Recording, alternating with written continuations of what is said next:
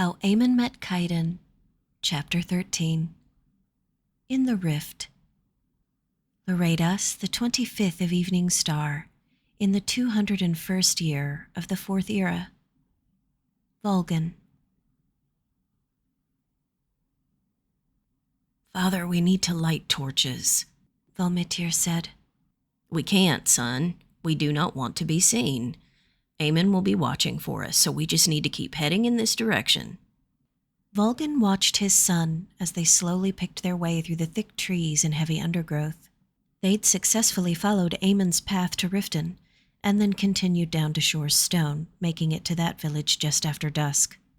They'd been cutting a path through the forest for about an hour now, and with the full darkness of night descending, it seemed their luck may have run out. The man said this place was less than a mile from the village, yes? Asked Mitty. Volgan opened his mouth to reply when a sound, distant but not more than a few hundred yards away, boomed through the night. Both men froze and listened. The sound came again, another crashing boom, and this time the sound of someone crying out followed it. Mitty looked at his father and said, "Now we run." Less than 100 yards away, the valley opened up before them, and they could see worn wagon ruts in the packed ground below. "Which way, son?" Volgan asked. Another boom sounded. "That way, father," Mitty said. As they moved, and the horrific sounds became louder and more distinct, father and son fell into a stunned silence, each imagining what kind of scene they might come upon and mentally preparing to face it.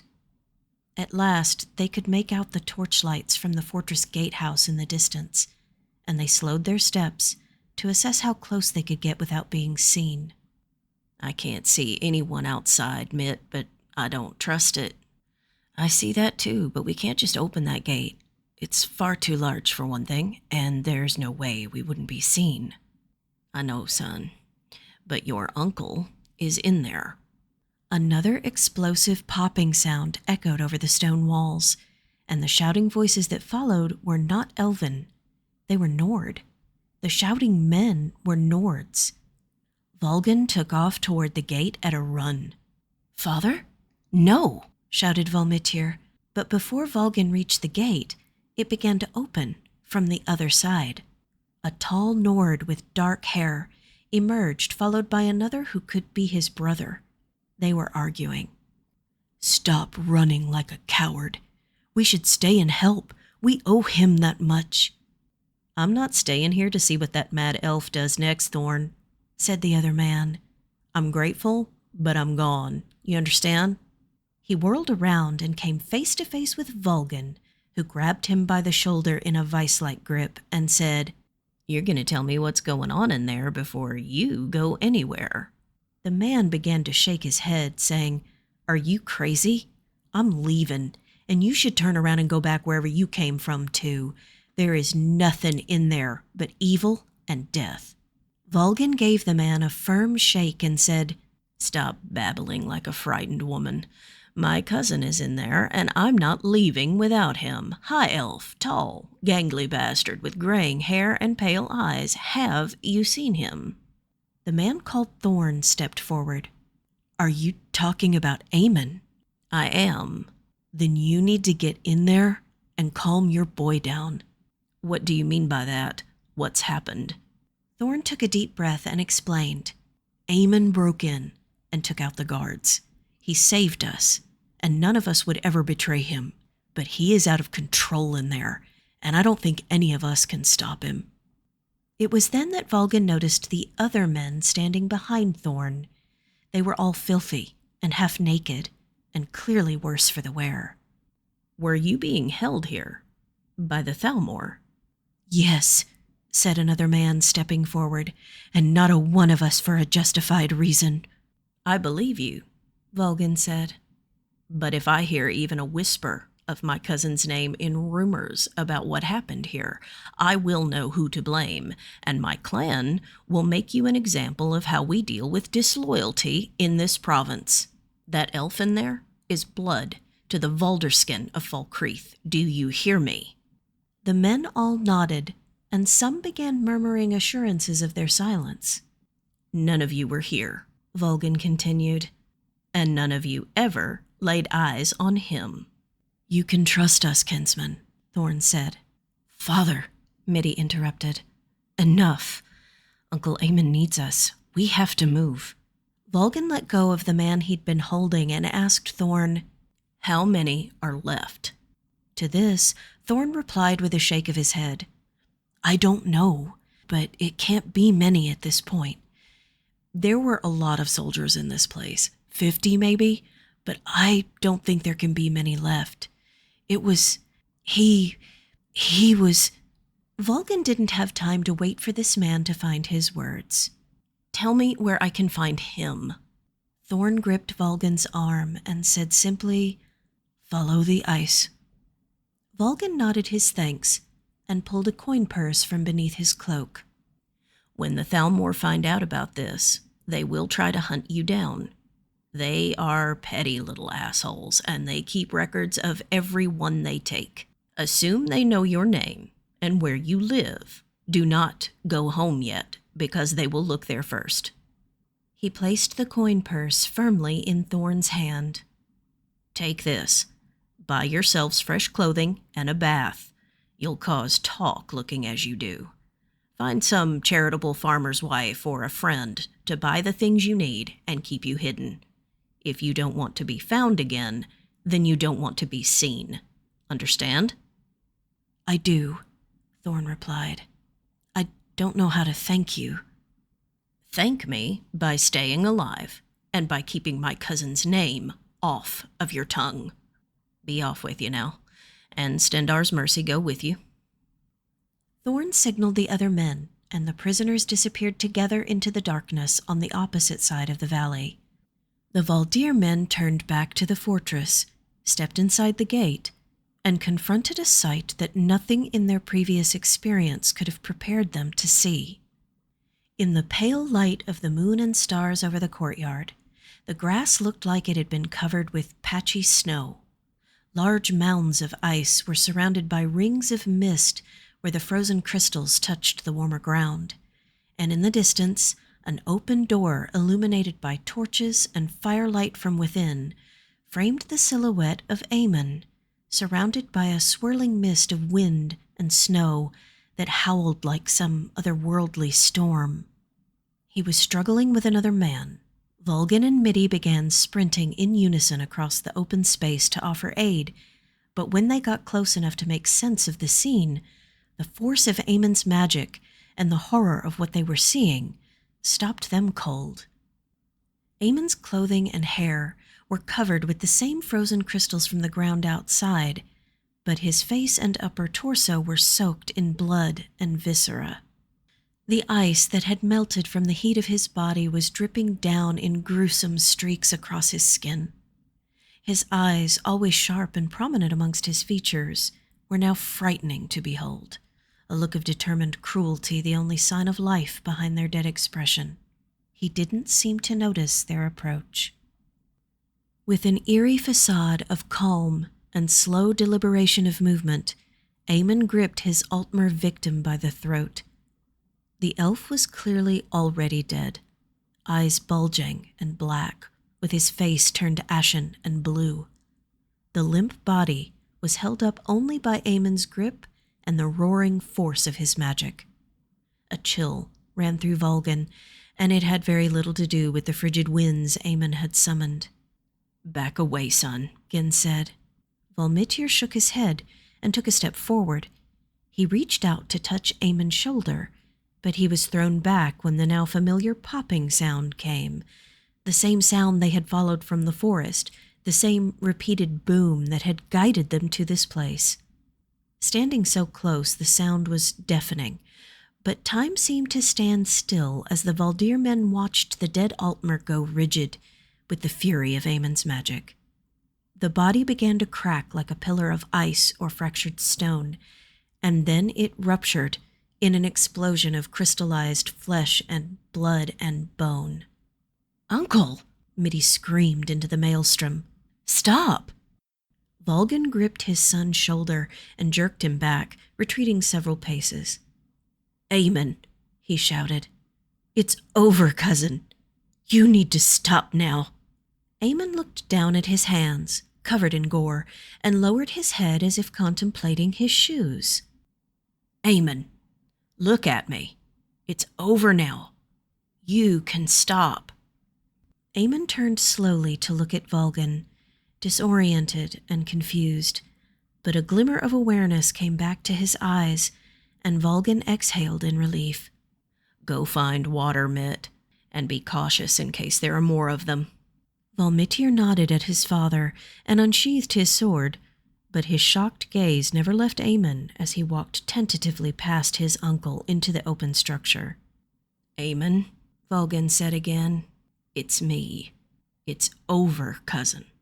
Eamon nodded blankly, and then his knees collapsed from beneath him as he fell hard into the doorframe. Again. Help me, he said, and then his eyes rolled back into his head, and he crumpled to the flagstones with a sickening thud.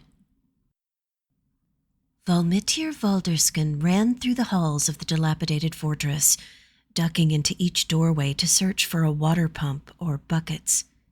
After looking through a long passage of nothing but dormitory rooms, he came to a large descending flight of stairs where the air smelled like grease and smoke and bread. The kitchens must be down there.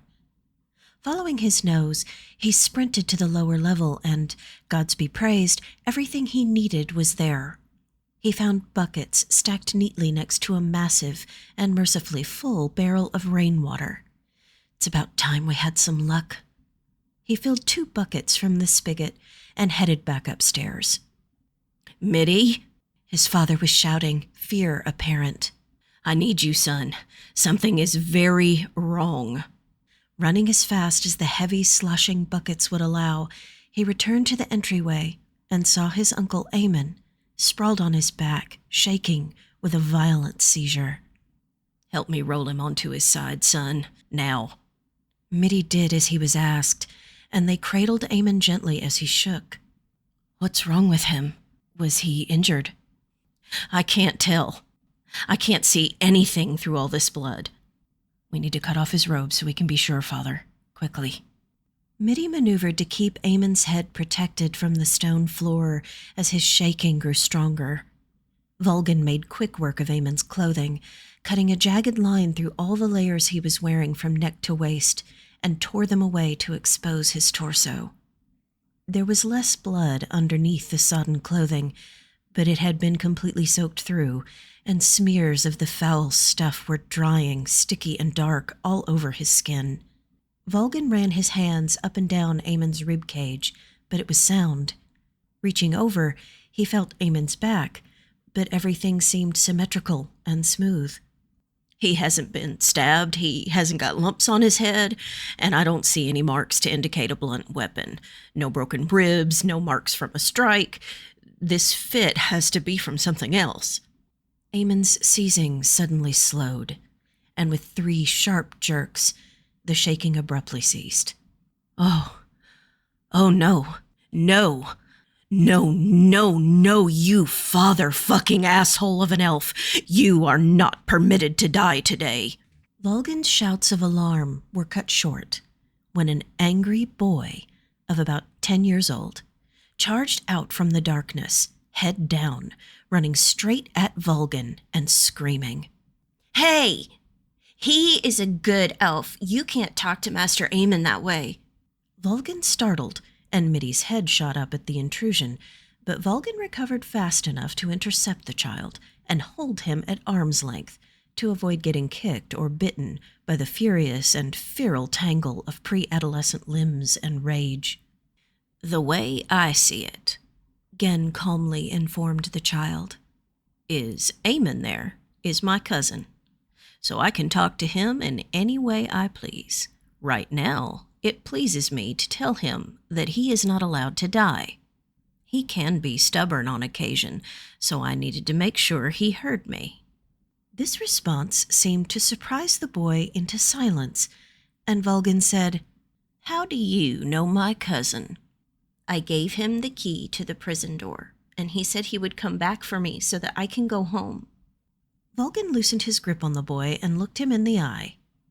What is your name, strangeling? Feodir, sir. What's yours? I'm Gen, and over there is my son Mitty. Well, Mr. Gen, Master Eamon isn't dying. He's just had a fit, that's all. He'll wake up in a few minutes, you'll see, and he'll need to rest for a couple of days. But other than that, he'll be fine unless he has another one.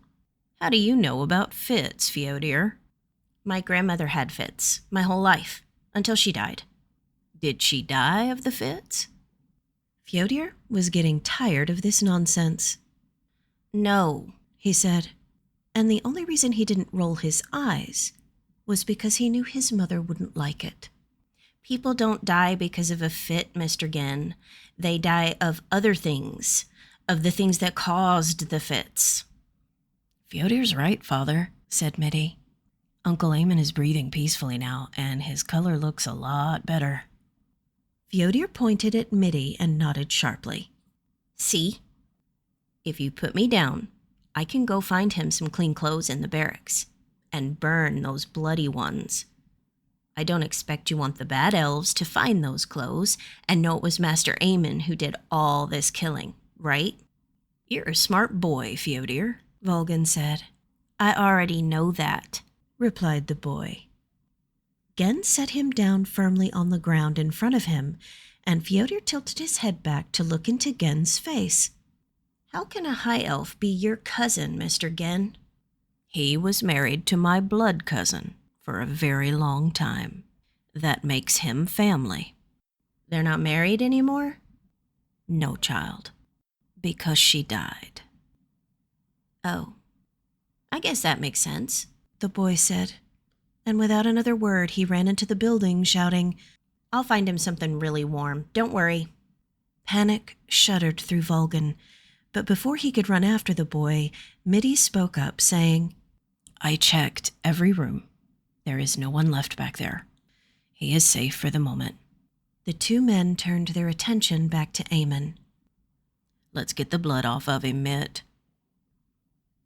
Vulgan began pouring water from one of the buckets through Eamon's matted and bloody hair, running his fingers behind the water, making slow circles on his scalp. Mitty soaked a handkerchief and began doing the same job on Eamon's arms and chest. At the shock of the cold water, Eamon began to shudder awake. When he opened his eyes, Mitty said, Hey, welcome back, Uncle, and squeezed his hand. Eamon looked at him and squeezed back. His eyes connected with Volmitir's, pleading his apology for frightening this boy he'd helped to raise. It's all right, Uncle Eamon. I'm all right, and you will be too. Just lie there and let us do this for you. Eamon blinked and closed his eyes again, but when Volmitir moved to shake him awake, Vulgan said, Leave him be, son. He's not unconscious. He's grieving. Silent tears trailed from the spent elf's closed lashes, and as the father and son finished their work, the only sound was the hitching of Eamon's quiet lament and Mitty's soft murmurs of prayer to the god of life and death. We've got about an hour until sunrise, and we need to be gone before then, Vulgan said. Eamon was sitting up now and dressed in heavy woolen trousers, a clean linen shirt, and a fine fur-lined cloak Feodir had found in the wardrobe of some officer or other. His own clothing had been burned thoroughly into ash, and he'd been forced to eat an overboiled potato and some broth. Gen and Mitt had scoured the place for anything that could identify him and any paperwork that might be useful. Feodir was very helpful in that area because he knew the fort's layout and knew precisely where to look for papers and books. With Volmitir along for escort, he'd gathered a flour sack full of letters, prisoner lists, officers' journals, and ledgers they could study when they were safely away and had enough daylight to read them. They found no survivors hiding in closets or corners. It seemed that every Thalmor agent in this fort had either fled or become one of the grotesque piles of frozen remains in the open yard. We're going to need a cart to get him to a healer, Fyodor said. He is a healer, Mitty said. He will tell us what to do. There is no healing for this, Eamon said quietly. This is mage's sickness. It's magica exhaustion. I used too much, and then I just kept pulling. I could have... Again, I might have... Eamon covered his face with his right hand and then dropped it to speak. I could have used it all, and that would have killed me. But I swear to you that was not my intention. I wouldn't do that to the family. He lifted his head to look straight at his friend and cousin. I would never do it again. I swear it. I know, Eamon. I know that wasn't what you meant to do. I won't know the full extent of the damage I've done until the exhaustion wears off, and that could take days. Fyodor is right. I cannot walk any distance, and I'm afraid I wouldn't even be able to stay upright in a saddle. I've made a fine mess of things, and I'm... Eamon thought better of what he'd been about to say. He looked at Fyodor and then turned back to Volgin with meaning. Gen kept his eyes on Eamon's as he lifted his voice and said, Mitty, why don't you and Fyodor go and see if you can't find a cart big enough to haul your uncle out of here? When Volmitir and the boy were out of earshot, Eamon opened his mouth to speak, but Volgin dove in first. Why, Eamon? The elf leaned his head back until it rested against the wall. The world went red. I can't even remember most of it. We might have learned something here, Eamon, but you killed them all. They are all dead. Yes, Eamon replied calmly. Yes, they are. Volgin started shaking his head with wide eyes. Why, Eamon? There could have been innocents in there. There were no innocents in that building, Gen. I didn't kill anyone who didn't need killing. How do you know that, man? How do you... Eamon lifted a hand to silence his cousin and straightened his spine.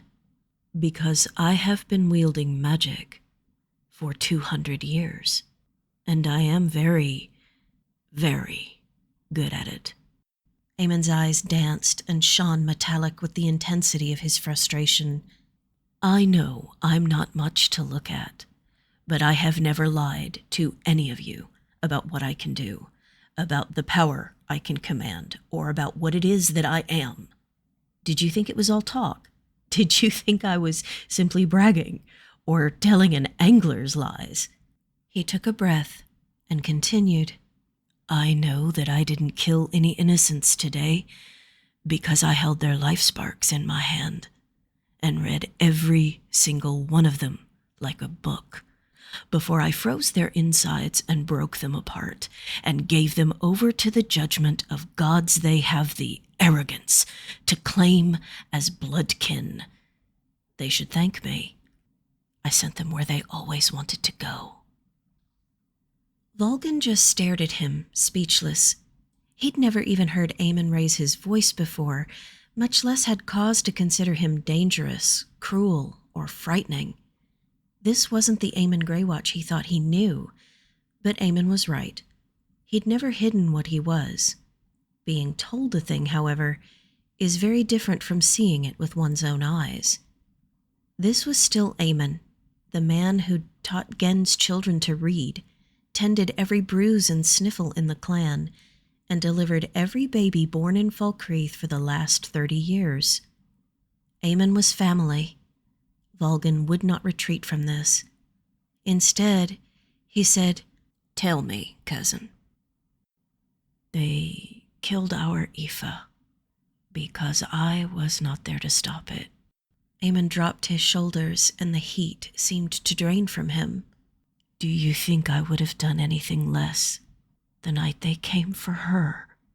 He shook his head slowly and then looked into Volgin's eyes. If I had been there, I would have left a crater in the ground, and they would never have been able to touch her. But I wasn't. And they did. And I will always be paying for it. The eerie, foreign calm that had frightened Vulgan earlier settled over Eamon again as he continued. Now they have taken my Ruma. They hurt her again. They violated her while she screamed my name.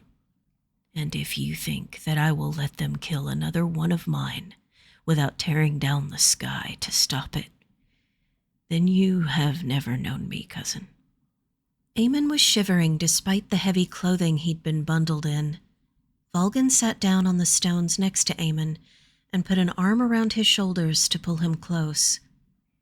Are you warm enough? Vulgan asked. Eamon nodded. Good. Now, tell me the rest. She is in Eastmarch again, so I'm going to Eastmarch. If you cannot reconcile to what I've done here, I will bear you no grudge. But as soon as I recover enough strength, I will be leaving at a gallop to retrieve the woman I love. And if I have to do the same thing there, if I have to kill an entire legion or burn down the entire hold to get her back, I will do it. There is nothing to reconcile, Alfbrodir. You are mine, so she is mine. We will not ever leave either of you to struggle alone. You must be patient with me, Eamon. I am neither so wise nor so quick as you are.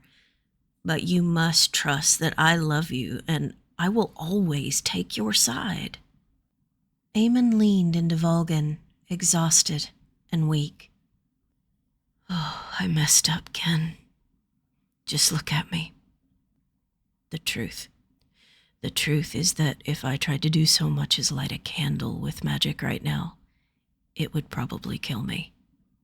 I've never felt so useless.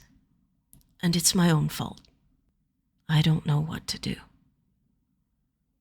Sleep, cousin. You asked me to help you, and here I am. Sleep, and allow me, allow your family to help you.